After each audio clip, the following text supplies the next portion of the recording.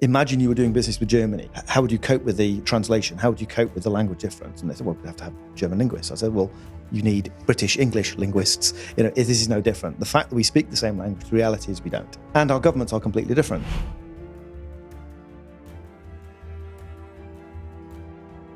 How are you seeing sort of the rise of the defense tech, defense dual use kind of startup and the government, that relationship? And are you seeing more of an understanding from the government on how those companies, how they operate, the metrics and sort of the scenarios that drive them, and an attempt from the government to sort of meet them maybe where they are or make it a little less burdensome to come on? Or is it still, hey, it's that big problem, it's still a pretty material barrier, and it's still incumbent upon company A, B, or C to navigate that themselves? I mean, really, really good question. And I think that the culture is changing, but it's very slow. And I think there's two dynamics. Let's look at it from the perspective of defense. Defense rightly wants to have the best equipment and the best capability to deliver success in the extreme environments that they work and fight in. And one should never underestimate the demands on technology that need to go into those operational spaces. And so most defense procurement process is very much around, we must have the unique thing that we need to win wars, to be successful in operations. And clearly that creates a market space for very specific and very bespoke defense technologies. The area where I think, and rightly, companies do have markets where they build those specific devices, those specific capabilities, and they are defense companies. They meet that need. But defense in UK, it is a massive organisation, and it has many, many functions that are no different from any other corporate globally. HR functions, supply functions, security functions. People doing day-to-day jobs of buying consumables and commodities. These are no different. The things that civil servants and soldiers, sailors, and airmen alike are doing are no different from their peers, citizens in industry. And so there is a huge amount of best practice and technology that can just be lifted straight from what is best practice and what is being used elsewhere. Yep. And therein lies one of the biggest challenges is, first of all, culturally, government acknowledging that what is already existing is useful and has utility and can probably be bought without change, without adoption, without adaptation. And whilst that perhaps was not the same in the past, there's still a tendency for government departments say, we love that, but we'd like it in this color, or we'd like it in, we'd like it to do this thing that we know nobody else does.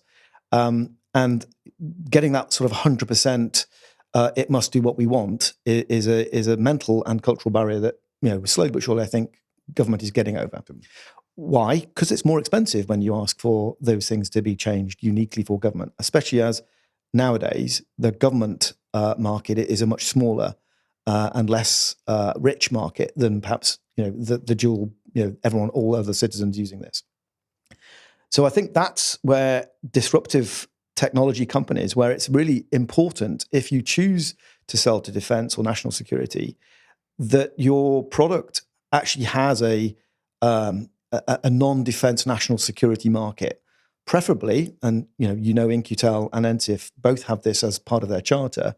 That's where actually the company gets most of its growth. It's the rest of the world, it's the corporate use of your product that is going to make the company big. It's going to make the company grow. It's the large volume of users that informs the roadmap, informs the evolution of your product, that government then benefits from. And getting that mental understanding into government thinking is still a challenge.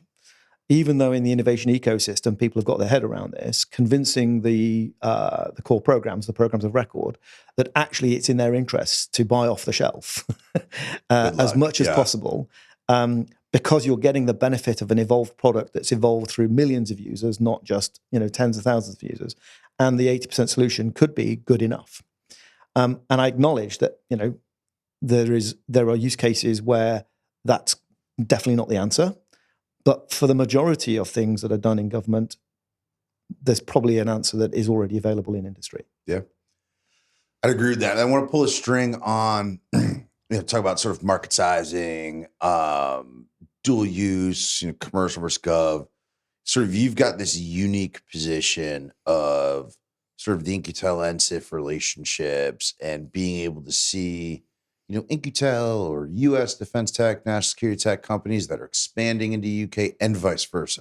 I'd be really curious to hear your thoughts on what you're seeing or what you've seen as sort of the common mistakes folks are making as, they're in their head. They're like, yeah, I'm a U.S. defense company. I'm going to go do UK. It's going to be great. And I mean, everyone reads the news, right? Like, it has not gone well for a lot of companies this year in like pretty public fashion. Yeah. Unpack that a little bit for everybody. Yeah, and I'd like to think I've been part of the failure of a few companies here in UK as well. Congrats. I think the first point to make is, why would a US company that's growing rapidly choose UK as its first, shall we say, non-US region? And there's an inherent logic in it, which is UK is a partner in the national security community. It's part of the Five Eyes community, and UK and US have a special relationship, which is often talked about and understood really well. So there's straight away an affinity. Let's go to the UK. It seems a logical place to come to. It speaks the same language, so therefore it's easier to do business with. We have a similar government structure. We're sort of liberal democracies that must be easier to do business with. We're not Canada. And therefore, we're not just up the road. We're not just Americans. There's that relationship, is perceived as being sufficiently different and sufficiently far away.